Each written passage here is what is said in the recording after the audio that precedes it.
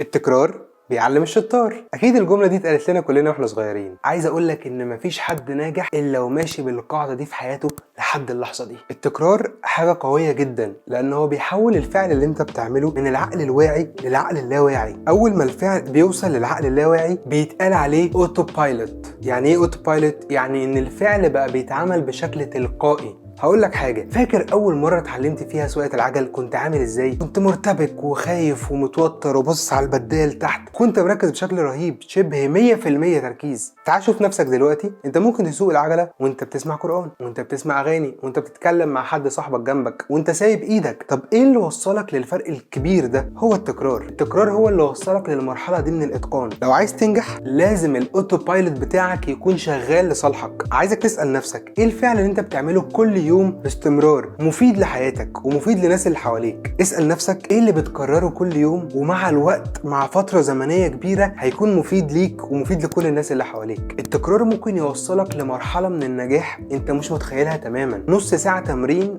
بعد سنة هتكون انسان مختلف تماما. نص ساعة قراية كتب بعد سنة هتكون انسان مثقف وعارف تتكلم وعارف تحاور اللي قدامك. لو نفسك تحفظ القرآن، لو قريت سورة زي سورة الملك 30 آية كل يوم شهر او اقل من شهر هتلاقي نفسك حافظها، لان التكرار خلاها توصل للعقل اللاواعي بتاعك وبقت اوتو بايلوت. خلاص انت بقيت بتقولها من غير ما تقراها، خلاص حفظتها. لازم يكون ليك جدول زمني تمشي عليه باستمرار، كل يوم كل اسبوع وكل شهر وكل سنه، عشان الفعل ده مع التكرار يبقى معاك خلاص في العقل اللاواعي، يبقى اوتو بايلوت بتستخدمه باستمرار ومش محتاج تركز فيه. وهو ده اللي هيوصلك للنجاح. خليك فاكر ان النجاح بيبدأ فيديو يحفزك.